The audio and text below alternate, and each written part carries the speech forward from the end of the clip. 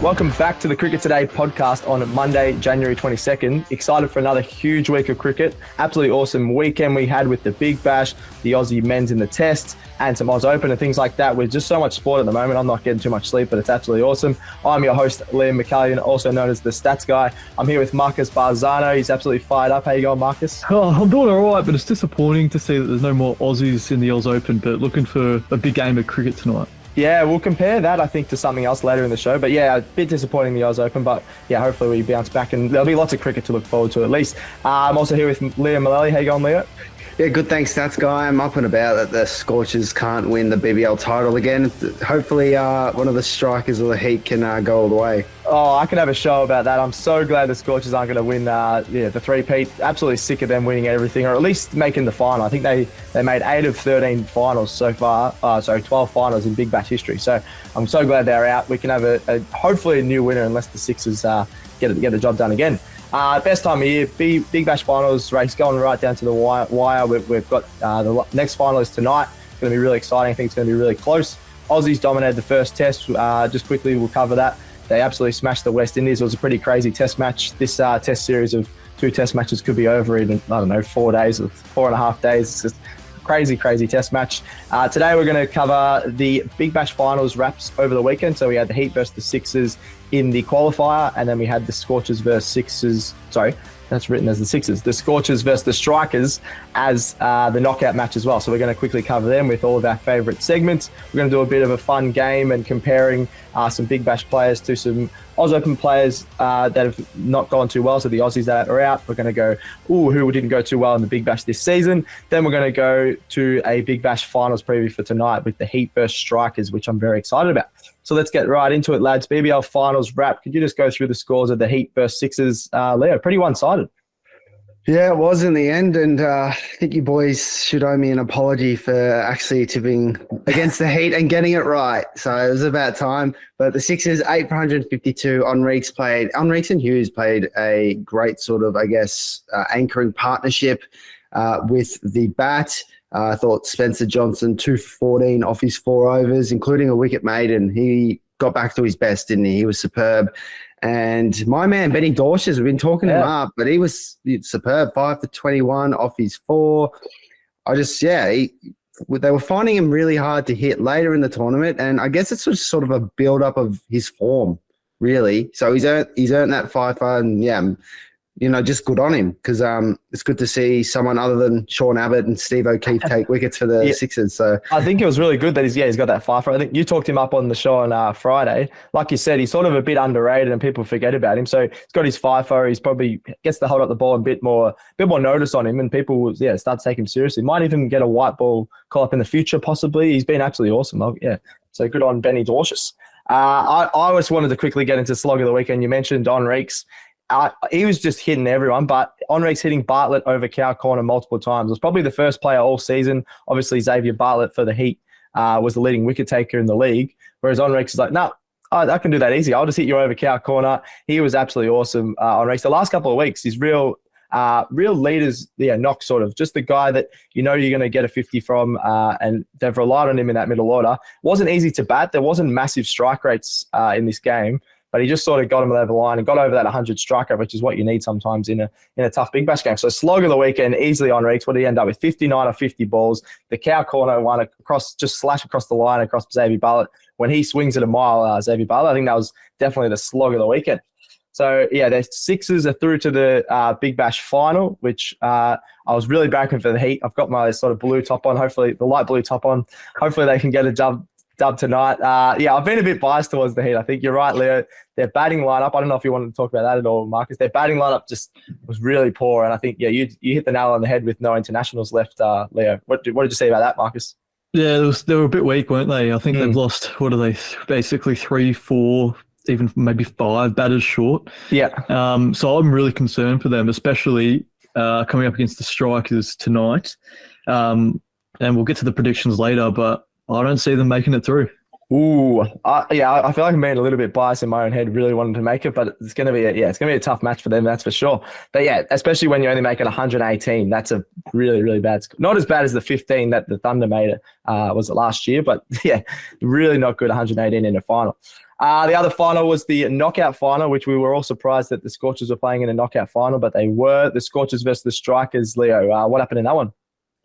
Well, the Strikers just shocked them, really. They won it with the ball, but I want to touch just firstly on their batting. So they were losing wickets sort of left, right and centre. Weatherall batted beautifully, really, 56 off 32, put it back on the Scorchers bowlers, which is what you need to do.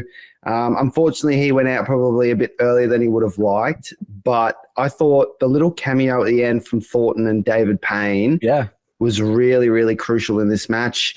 It just got them to 155. If not, it would have probably seen them get a score of 120, 130, and it's a different ball game. So they sort of, I guess, gave the platform for their bowlers, and then it was the spin twins.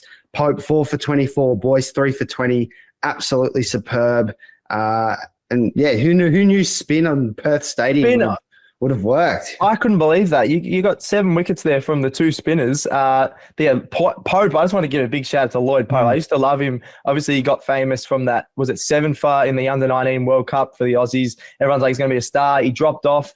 Only was a top-up player for the Adelaide Strikers. And since he's come back, he's got I think he's got a 2 for, a 3 for, and a 4 for, or at least a 2 for and a 4 for. He's been absolutely awesome, and he's sort of got back to his awesome form. Yeah. How good were his wrong-uns on the weekend as well, by the way? You couldn't pick him. Just getting through the gate. He bowled absolutely beautifully. So the Strikers, the Strikers spin twins definitely led the way, didn't they? Yeah, they definitely did. I'll just quickly cut. Who was the Jaffa of the weekend, Marcus? I feel like you've been itching to talk about this. You were talking about it before the show. Who was the Jaffa of the weekend in this one? Yeah, well, we just talked about the spin twins there, but it's not one of those. We're looking to my man who I thought was going to deliver, AJ Tye. How good was that? The ball of the summer, I'm calling it already. It probably was. Possibly. Just the way it sort of floated out the hand, cuts inside, dips sort of Yorker length, and just goes through the best batsman in short format cricket in Australia at the moment. That was a huge wicket in the context of the match. Obviously, it didn't lead them to getting a result, but geez, what a ball that was from AJ Tye. Yeah, that was unbelievable. I'm pretty sure it was a knuckleball. Have you got a knuckleball in your arsenal for Dudas, Marcus? I've got a decent slow ball, but the knuckleball's not 100% perfected yet. Oh, that's all right. We'll have to go to the nets, I reckon. We'll try some out tomorrow. I reckon I can get a knuckleball in backyard cricket. If there's a real umpire, they might call me for a no ball. But I got no idea. Some of the give me the tennis ball half taped, half. Oh, nice. We'll have to film some stuff actually. Now that I think about that, with a half taped tennis ball. That was a bit of a tongue twister for me there. Backyard cricket specialist. Oh, yeah, office backyard cricket. I don't even know if that's how that can work, but we might have to try it in the office, I reckon. Maybe not in the studio. Joe might get not be happy with that, with ruining some of his stuff in the studio. All right, Leo, we've talked about the Jaffa of the weekend. We've talked about the slog of the weekend. What have you got for us?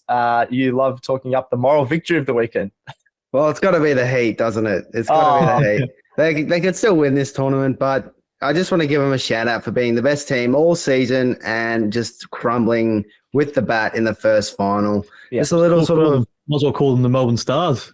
Melbourne Stars, yeah. That's harsh. A bit of a choke job about it. But they're still in this tournament, so yeah, we'll see if they can pull it back. And just also a shout out to Tim David. He hit 41 off 15, not out in the International League T20 last night after not being able to hit it off the square in the BBL. So shout out to Tim David for saving his best cricket away from Australia. Yeah, I'll get into that in a second. That's crazy. He's hit 41 of 50. Yeah, he got absolutely nowhere near that this Big Bash season, didn't he? That'll lead us perfectly, Leo, into our next little game we're going to have here. We had the Aussies overnight. No more Aussies left in the Australian Open, which I'm really sad about. I love my tennis, and you guys have followed it a little bit as well. Demon put up a strong fight. But the Aussies overall, pretty disappointing that there's none left. Not really anyone else that's high ranked other than Demonor. So we're going to have a look at the Aussies that let us down in this Big Bash summer. Sort of a bit of a somber note, and then we'll come back up at the end to talk about the final. But who let us down this summer in the Big Bash season, lads? So we'll start with you, Leo. Why not? Who let you down this Big Bash season? And Aussie that just didn't perform or got traded or anything like that. What happened there? Yeah, it's got to be Zampa for me. We were talking him up at the start as like a top 2 wicket taker. We were like, who's going to take more, him or Sanger? And why will it be over 15 wickets? And it just felt like he never really hit his stride so far at the gates. He had maybe 1 or 2 good games, but he was pretty expensive in a few of his games, going for over 8, 9 and over. Yeah. Doesn't feature in the top wicket takers or best economy rates this tournament. And coming off a very, very strong World Cup where he was, definitely in our top 3 best players, to a marvel pitch that should suit his bowling, I just thought it was a bit of a letdown in the end that he didn't, I guess, reach his lofty heights. So I've got Zampa in there. Oh, did the Renegades, crapness rub off on him a bit? He was dominating the World Cup, and we were talking him up, and then he's absolutely crumbled. Yeah, not happy with that one. What about you, Marcus? I feel like you love this guy, but he just never got going, did he? Yeah, I'm a big fan. Well, I'm a decent fan of Marcus Stoinis because he's my namesake. But unfortunately, it's got to be him, doesn't it? So far as for this Big Bash season, I'm just putting it out there now. He was a passenger in that Melbourne Stars team.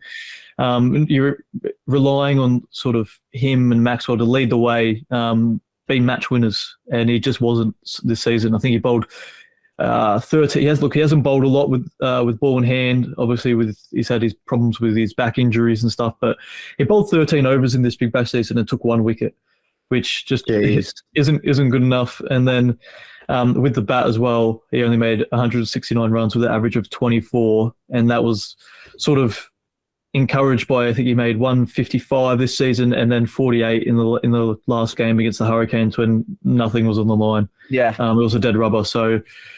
You know what? Marcus Stoinis was my passenger of the season. Passenger of the season. Jeez, I don't mind that word. That could be another segment, actually. Passenger of the season. Stoinis, like you said, I think he lifted in that game that didn't matter, like Leo predicted in the show. So he was, definitely a passenger. I'm going to go with Tim David from the Hurricanes. Really disappointing. I think he's been disappointing the last couple of seasons. He was playing for Australia in the white ball format, tearing it up. Couldn't really produce for Australia, but then he'd come back into the Big Bash and go, I'm still one of the big dogs of the Big Bash. But he was horrible this season. Only 112 runs across his 9 matches, so that it was an average of 16, high score of 27. That absolutely angers me, Leo, that you said he made 41 off 15 in the International T20 League. That, of course he does. He's made a top score in that already for the year, but he couldn't get past 27 for the Hurricanes. I feel like he was a solid strike rate of 135, so that was the only positive, but he wasn't going on to make a big score. So he had that strike rate of 135. He had Fox Cricket and everyone posting, how good's Tim David? Did you see those 2 sixes in a row he hit?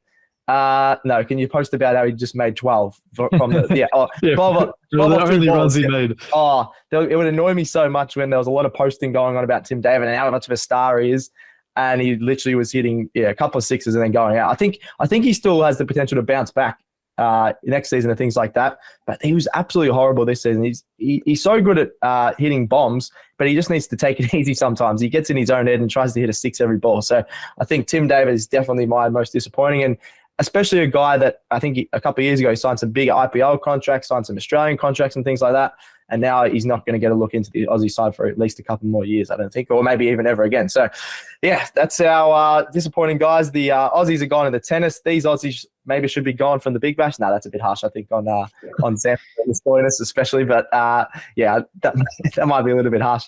But that's who we Zampa can go for being a snake and cross down rivals. Well, both teams were crap in the end anyway. Didn't make some more coffees. Yeah, I've heard he makes a good coffee. Maybe that's the only thing he can do well at the moment. All right. Let's get into some more positive notes. We're going to have a big preview for the Heat versus Strikers tonight. Back at Carrara Stadium, the Heat's second home ground. They did pretty well to pack that out the other night. Hopefully they can do the same again. Let's go with the player to watch to start with. So the Strikers obviously did really well to win the knockout. The Heat were really disappointing, only making 118. Who is your player to watch for this one, Leo? We talked him up earlier, but it's got to be Lloyd Pope. The Pope. Been so impressed with him coming into this team. I think I saw somewhere on New Year's he wasn't on a Big Bash list, and now he's, playing in finals, and not only playing, but dominating, really. Yeah. What I like about him is he threatens both edges of the bat. So he's always bringing the stumps into play with his wrong end, but he's also making batsmen guess with the one that goes away and their outside edge as well. So he's a dual threat that way. I think as well, with the Heat's batting looking like it's probably going to crumble again. At least that's my pick. I think Pope will have a big say in that. So if Supercoach was still going, I'm all aboard the Pope. The Pope-mobile, would you say? No, just the Pope. Just the Pope. Oh, I love the Pope-mobile. Yeah. Well, I'll tell you what, though, Leo, I wouldn't trust a priest. So I don't know. Where's that come from? We're talking about cricket here, Mark. You're talking about popes and all sorts, mate. But I'll tell you who you should have in your team: Jake Weatherall. With the bat, he's just been great since coming back into the team, hasn't he? He's got 194 runs, average of 48.5, high score of 80, strike rate of 181, which is just ridiculous. And he led the strikers to a sort of a winnable score against the Scorchers in the final last time out. Yeah, what's going on with Jake Weatherall? I think he had scores of 6-5-0 to start the season. He was horrible last season, couldn't really get into the side, and now he's literally their go-to batter. I can't believe it. It's a great turnaround from him. He's always had sort of the shots, but sometimes would play an average, sort of like Tim David, would try to go a bit too hard sometimes, but now he's playing really controlled cricket. I'm really loving him. I'm going to talk up the Heat. I've talked up the Heat all season. I don't know why. I might be tipping him later, but this might be just me getting in my own head about loving the Brisbane Heat. But I'm going to talk about Spencer Johnson. I know we've talked about Xavier Bartlett and sort of how he surpassed Spencer Johnson in the wickets this season, but Spencer's still having a really good season in his own right. He's got 12 wickets in 9 innings at an average of 19. Anything under 20 of an average, especially in Big Bash, is really solid. He's got an economy rate of 7 as well. That's really solid, especially when you're getting wicket maidens on the weekend. I feel like he could be the game changer in this one. If he can get, instead of that 2 for 14, which was obviously great across his 4 overs, if he can turn that into 3 or 4 wickets, I feel like the Brisbane Heat will have a big chance. It's going to come down to their bowlers, I think. Like you said, both of you guys said they were really disappointing with the bat, the Heat. So, I think if they're going to win, Spencer Johnson, Nisa, Bartlett are going to have to get a couple of wickets each. But I think this could be the night where Spencer Johnson tears it up and gets a 3 for it at the least. So I'm very excited to watch him again tonight. All right, that's our players to watch. We've got a good spread there. We've got, the Pope. Marcus making weird references. Don't mind it. The predictions. Let's get into it. Leo, who are you picking in the Strikers versus the Heat at Carrara Stadium? I'm tipping the Strikers in this one. I like their batting a little bit more. I think if the Heat were to win this game, we look at the first 2 finals and how they've been won. It's been a team batting first, not even getting, that big of a score, and then their bowlers really restricting them. The Heat have the bowling to do that. So I think if the Heat want to win this game or give themselves the best chance, they've got to bat first. Even if they make 130, they have the bowlers to genuinely defend that. Yep. So I think it's going to be a big onus on who bats first in this one. But overall, I just like the Strikers squad just a little bit better. I think their bowlers are peaking at the right time. And, they obviously have Matt Short, who's a match winner with the bat. So just leaning Strikers. Yeah, no, that's fair enough. I think this is going to be a really close one. But, Strikers, if you're going to bank on a big score, they're definitely the better team that's going to make a big score. What about you, Marcus? Yeah, I'm going to go with Leo, and I'm going to go with the Strikers. You sort of hit the nail on the head, stats guy, where you were like the Heat bowling attack versus the Strikers batting attack, and that's just going to be what's going to win or lose this tie, I think.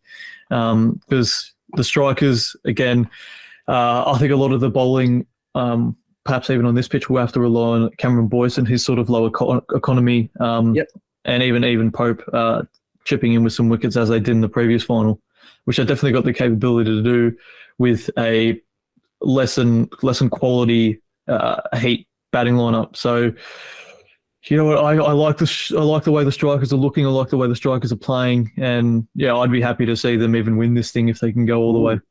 I think a lot of people want either the Heat or Strikers to win the whole thing because we're a bit sick of the Scorchers and Sixers dominance, but it might be tough. Whoever wins this one, it'll be tough to play at the SCG. Absolutely packed out crowd there. I'm going to go the Heat. This is definitely a blind, biased, one-eyed pick, but as I mentioned, I think their bowlers can get a hold of them. Like you said, Leo, I think they got to make at least that 130, 140. You can't make 118 in a final and expect that's enough, but maybe that 130, 140 might be enough. Like you said, if they bat first, I think that would be really good, get their confidence up a little bit, and then their bowlers can tear through. I think the combination of Nisa, Johnson, and Bartlett is just the best pace bowling attack in the whole comp, but has been, maybe not on paper in the past, but has been this season. So I'm just going to lean towards them. I don't see, this could come back to bite me, but I don't see Boyce and Pope combining for 7 for again. I feel like that it could have been a one-off.